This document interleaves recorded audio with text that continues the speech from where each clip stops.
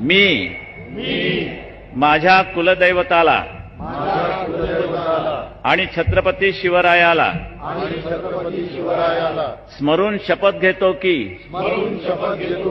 मी माझ्या शिवसेना या संघटनेशी आजन्म इमान राखीन।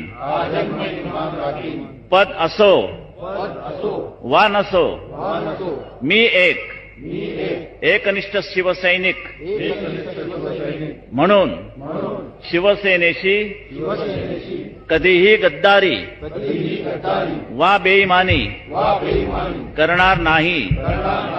शिवसेना प्रमुखांचे आदेश मी एका कडवट निष्ठेने पाळीन।